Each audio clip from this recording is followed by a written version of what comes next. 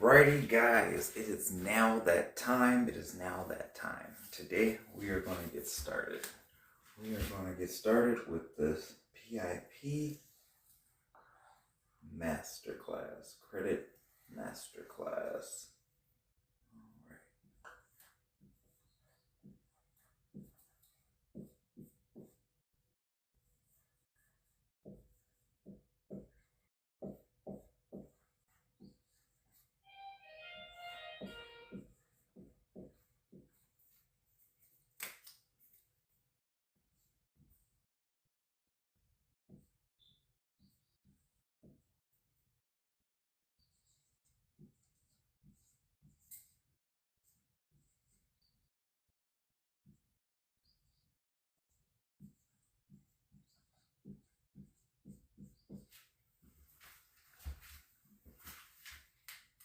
Alrighty, we're about to get started with this Credit Masterclass. Reason why I think credit is important is simply this. You need to know the basics of the game that you're playing, the rules to the game that you're playing. See, all this that you see around you, it's a game. Credit is simply a game. And it's up to you to know the rules so you can benefit from this game.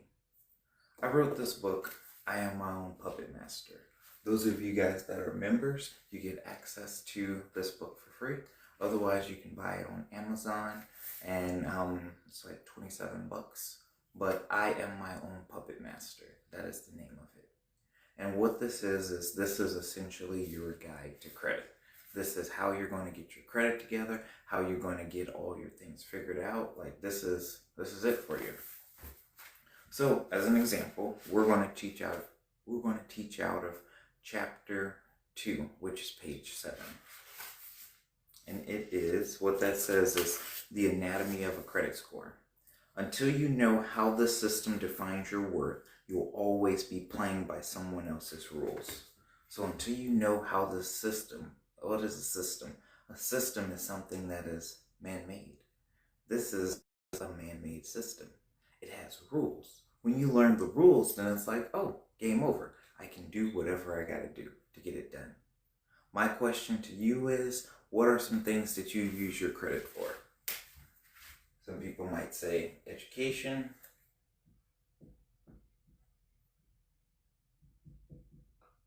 What else? Houses.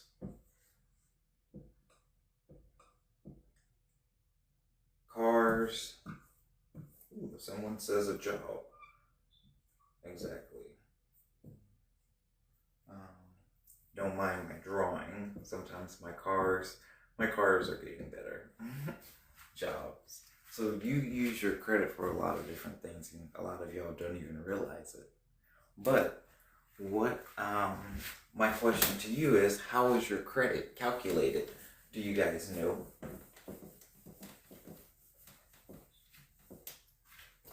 Credit is calculated actually in 5 different ways, and I'm going to go over those with you. Your first way is your payment history.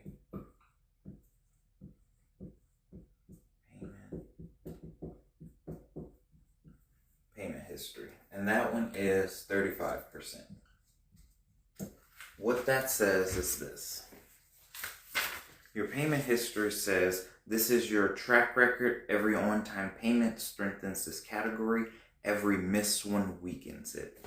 This also includes whether you're late, on time, and even charge-offs and collections. So, do you pay your stuff on time or no, etc. Charge-offs, collections. Our next category is our credit utilization.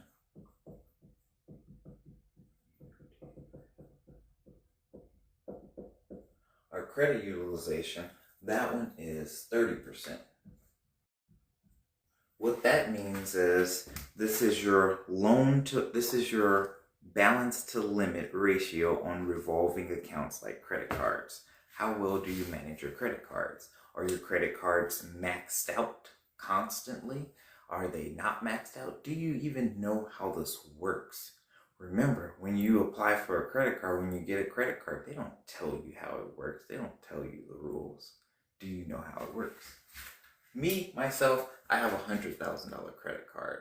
The way I got that $100,000 credit card, it took me a little bit of time, but there's 4 rules I want you to write down and remember and burn it in your heart so you can get your $100,000 credit card.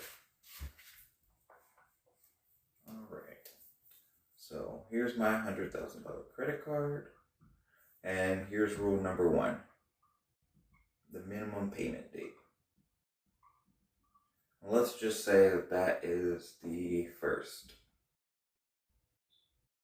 My minimum payment is due on the 1st. What that means, when I gotta make a minimum payment. My next one is my statement date. Now, other banks call it end date, recap date, all kinds of different things. But call your bank and say, hey, when do you report my balance to the credit reporting agencies? And they'll tell you. So let's just say for this example, it is the 3rd. So we have our statement date. Statement date for the 3rd. Next, we have our 30% rule. 30% rule.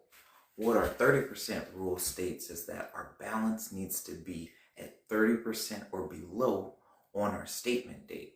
And if we satisfy that, then our credit will be untouched. If it's at 31%, then it won't be looking good. Our credit will go down. And if it's at 100%, then it'll really go down. But if it's at 30% or below, you'll be good. For me, for my $100,000 credit card, mine needs to be at $30,000 or below. If you got a $1,000 credit card, that would be $300 or below. Our next rule is our 9% rule. What our 9% rule states is that my balance needs to be at 9% or below. And if my balance is at 9% or below on the statement date, that means that my credit will actually go up. So for those of you guys looking to buy a house, buy a car, just need a couple extra points, pay your credit cards down to 9%. Now, you can move your statement date around to whatever date works best for you. So don't feel like it's the end of the world. But I recommend for a lot of people, especially if you got multiple credit cards, have one due on 1 week and then liquidate the money. If you got to pay it, then the next one due on the next week, and so on. Whatever works for you. But we're going to talk about our next category. By the way, if you do this for 3 months in a row, that you can ask for a raise, for a balance increase. But we're about to do this next one. This one is our length of credit.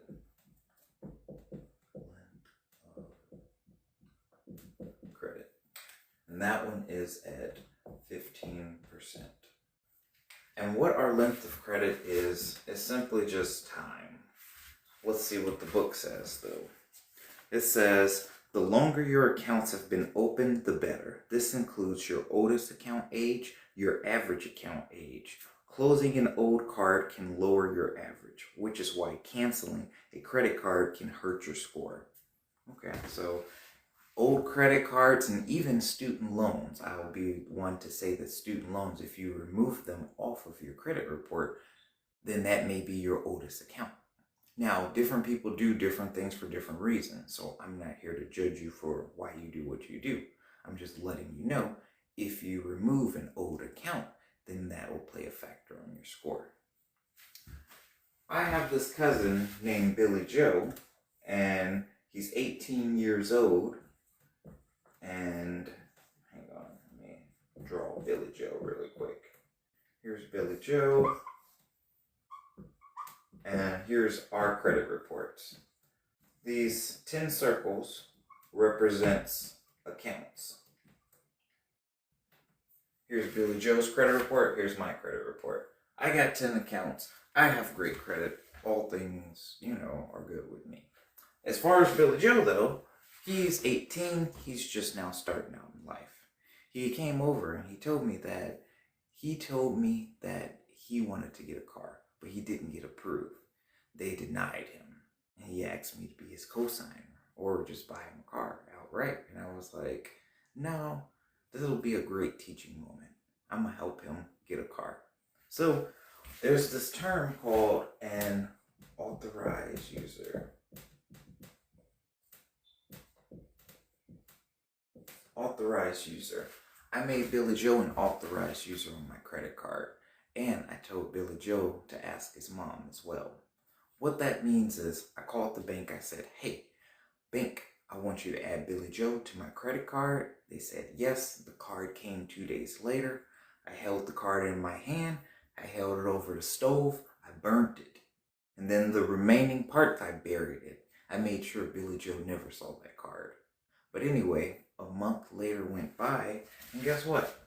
Billy Joe has 2 more accounts because we added 2 authorized users, my card and his mom's card. What happened to Billy Joe's credit? It went up. Just because it went up, his score has, went up. Could Billy Joe buy a car now? Absolutely. Would it be a high interest rate car? Absolutely. We're not done yet. We wanted you to learn how this credit works. But we made Billy Joe an authorized user. He now has 3 accounts. So keep following along. Our next category is our credit mix. And that one is at 10%. What this states is that, let's see what it states. This says credit scoring rewards consumers who can manage different types of accounts. So there's 2 types of accounts. You have revolving and installment. Revolving are your credit cards and lines of credit. Installment is your student loans, your auto loans, and even your mortgages. Now, does Billy Joe have to go get a mortgage to go get a car? No, absolutely not. What can Billy Joe get? It's something called secured products. So, let's talk about it. SECURE. He can go to the bank and get a secured loan. What that means is I told Billy Joe to save up $1,000. He held that $1,000 in his hand. He went to the bank. He said, here's $1,000. I would like a secured loan. He walked out the bank with 12 months to pay that loan back and a cashier's check for $1,000. And you're probably wondering, why would we do that? That sounds like a waste of a trip. Because he got another account. Now I told Billy Joe, pay that loan back in 3 weeks. When he paid that loan back in 3 weeks, his credit went up. It didn't show that he didn't have enough credit. It showed that his file was getting bigger. So he paid that back in 3 weeks. Meaning he walked in the bank with a cashier's check and he walked out the bank with cash. And it just costed him $20. Like that was the interest that the bank wanted. But that was fine. $20 for a paid off account? Hell yeah, I'll take it. The next thing I told Billy Joe to do was take that same $1,000 and go back to the same bank and ask for a secured card.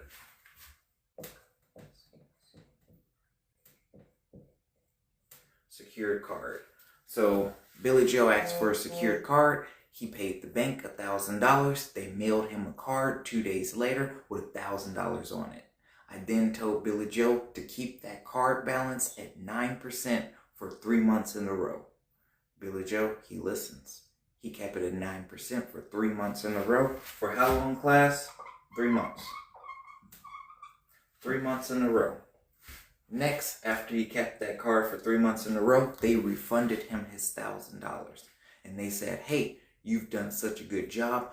We're going to give you your $1,000 back, and we're going to give you our $1,000 to borrow. So how many thousands does Billy Joe now have access to? 2. His original and now the bank's. But guess what else? Billy Joe also has a positive account. Billy Joe now has 5 accounts. 5 accounts. He's now almost ready to buy a car. But there's one last thing, class. It's something called your new credit. We got to nip that in the bud.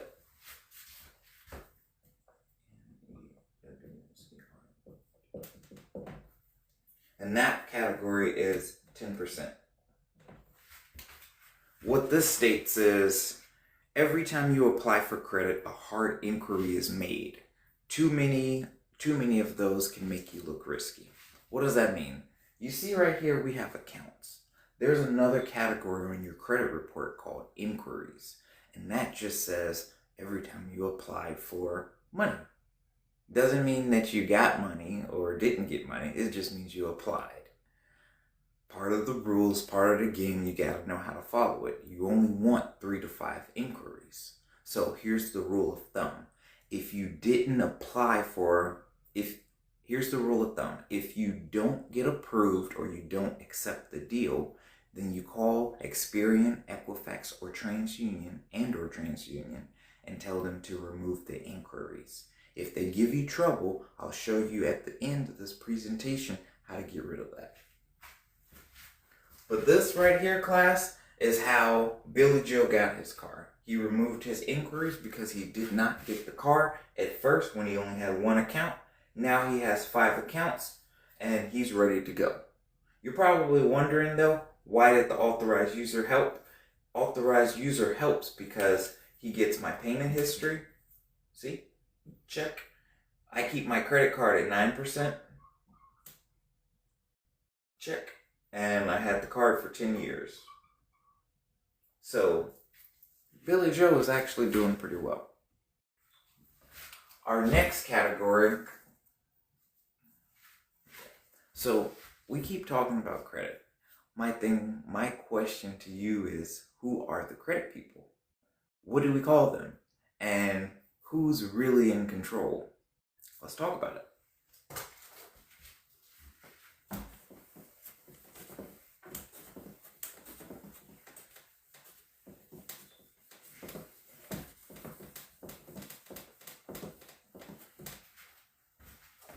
So, we will be going to page 17, chapter 4. All right, here we go. So it says, before anyone profits from your privacy, make them get your permission in writing. You're not a product and your data isn't free. There are these companies, I call them shadow companies. Everybody calls them different names, but they're making money off of your info. They're making money off of your downfall in a nutshell. Or upfall, it don't matter, but they're not telling you the rules, so they're just making money either way. But we're going to talk about it and we're going to get it going. So there are companies called credit reporting agencies.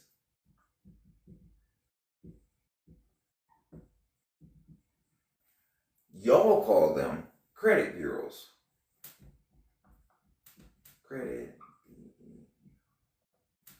But credit bureaus don't exist. They don't exist at all. Why don't they exist? What is the importance in me telling you this? They don't exist simply because when you think of bureaus, it's a play on words. They're not the police. When it comes to your info, when it comes to your credit, when it comes to your stuff, you are the commander-in-chief over your stuff. Forget what they say when they say, oh, verified. That means, you just need to learn another way. Like, these ain't the police, these is regular companies, and their job is to report. Their job is to verify, but they don't do good jobs of verifying. There's so much compliance when it comes to credit. And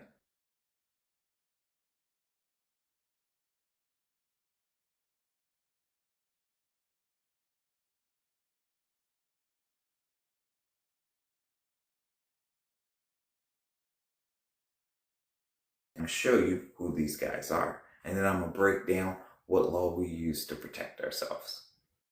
But for credit reporting agencies, I'm talking about Experian, Equifax, and TransUnion. These are what we call data brokers. Data brokers are just people who broker your data. It's pretty simple. But where it gets more interesting is, you're probably wondering, how do they get their info? They get their info through companies called secondary reporting agencies. secondary credit reporting agencies. And I'm going to go over a couple. So you have Checks, CoreLogic, and you have LexisNexis. In these categories, you have Checks, which is in charge of banking. Let's say if you were looking to open up a bank account or there's fraud or anything like that, Checks is the internal banking system. And don't get me wrong, you get to opt out of them if you choose. The next one is CoreLogic. CoreLogic is in charge of rentals. Let's say, as an example, if you got evictions, anything that you don't like, didn't pay an apartment or whatever, CoreLogic is one of the rental companies that you would go through. There are more in the book. I have the main ones in the book, and then I'll show you where you can get just a slew of a bunch of them, of the companies. But our next category is LexisNexis. What LexisNexis is consumer info. What do you mean consumer info? I mean your name, your date of birth, your social security number, your phone number. You're probably like, dang, I forgot my phone number 10 years ago. I wish I knew it. They got it. And you can get that report for free. You can get all of your reports for free. And you can opt out of all the info. But I'm not done with LexisNexis. They literally have a file this thick on you. You'd be like, what? Yeah. Your auto insurance file of all your auto insurance history is probably about that thick. So they probably got about that thick. Just keeping it real. And this is like your info, and you have already been opted in for some strange reason. Meaning you're already their customer. They're already making money off of you. We all have our different reasons as to why we want our information shared or not shared. I'm not here to judge, but it's important to know where and how you stop that information. Whose information gets shared? Whenever you go apply for government benefits, they be like, let me look at your assets. Medicare, Medicaid, stuff like that. And that's just some to say, like a few, even food stamps, they're checking assets. And it's not that that's good or bad, but if you don't want to be found, if you don't want anybody in your business, that's something as well. But these guys share info, just so you know. And if you're a Texas resident, there's something called the Texas Data Broker Act. And that shows a huge list of the secondary credit reporting agencies. People who just like sniff your data and, sell it on the internet. Essentially, that's what it does. So that is the credit people. Now, for you guys that are in credit, and trying to just get your stuff together, get an understanding, many of you guys didn't dedicate your life to do credit. I really didn't dedicate my life to do credit. I just wanted to learn it, and I wanted to have it teachable for my kids. So I was like, I guess I'll share it to y'all so I can get better for my kids.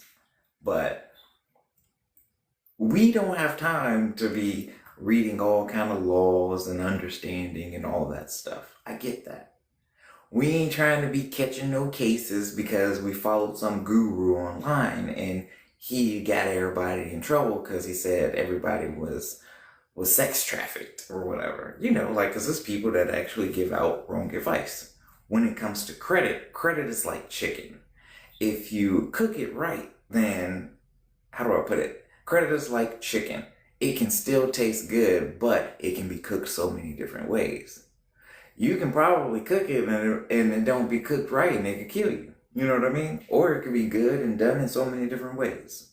But I think it's important to not take necessarily what I'm saying as words from God. I think you should listen to what I say and go research it yourself. And as you research it yourself and understand it yourself, then you're good. Because I'm going to point you where to drink, and it's up to you to actually be like, is this water? Yep, it looks clear.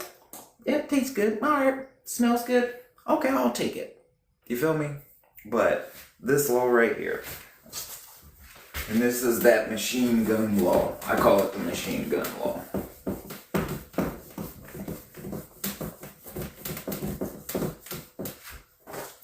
And what that is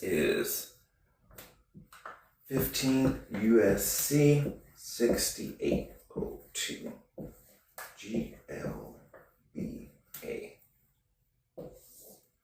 Graham-Leach-Bliley Act, 15 USC 6802. What is that? I'm going to break it down to you. And if you knew what this was, you would probably be jumping up and down, shouting, doing all kind of stuff. Alright, it says, the Graham-Leach-Bliley Act requires financial institutions to disclose their data sharing practices. DISCF. Disclosure. What is disclosure? Disclosure means when you're about to go get a car, credit card, whatever. Hey, just letting you know that we will be reporting your info to the credit. Sign here. To your credit. We'll report this info to your credit. Here, sign here. Okay, cool. That makes sense. Pretty standard. The next part says, gives you the right to opt out of certain types of sharing. You have the right to opt out of certain types of sharing.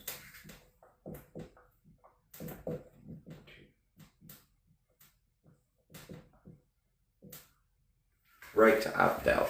What does that mean? That means you should have been told, hey, but if you don't want this reported on your credit, this is how you do it. They didn't say that, did they? You didn't know you could do that, did you? Most people don't know the law. If you don't know your rights, how can you expect to win? Makes sense? So, what that means is this. Under 15 USC 6802, you have the right to prohibit sharing of non-public Under 15 USC 6802, you have the right to prohibit sharing of non-public personal information with non-affiliated third parties. That was a mouthful, but non-public information, what is that? Let's talk about it. Non-public personal information includes account balances, transaction histories, loan details. What is that? That is the things that's on your credit. You right? I need a towel. We'll go get a towel. Sorry, I got my son. But non-public personal information is your account balances, transaction history, loan details. And what is that? That is the things that's on your account. The things that's on your credit. Anything that's on your credit. Repossessions, collections, bills, credit cards. Hey, stop sharing my stuff. That's what you get. And it says, and it can legally be shared unless you say no. Now it says, I'm going to give you like a little prompt to write. You can write this. You can tell ChatGPT to just write you a letter on that. Really, whatever works for you. But I'm going to break down what we say too. It says, this is a formal request under 15 USC 6802 of the Graham-Leach-Bliley Act. I am exercising my right to opt out of any sharing of my non-public personal information with non-affiliated third parties. Please confirm this request in writing and provide documentation that my file has been flagged as opted out. Who do you send this to? Banks, credit unions, lenders, loan servicers, and insurance providers. But what did we say? This is the law, and this is a formal request. Stop sharing my stuff. And let me know that you received this. How do you want to send this? You can send it certified mail, just the letter certified mail. You can send it via fax. You can even send it through the CFPB. I like the CFPB. FPB.gov. CFPB.gov, they're the good guys. They work for us. But you can send it through them. It's kind of like CCing, copying on an email. It's kind of like CCing the principal when you're trying to get your teacher to do something. But that's what it is. So that's my thoughts for you guys today. If y'all got questions, DM me, because I got another workshop for the members. So DM me and we'll be good to go. You have a great one.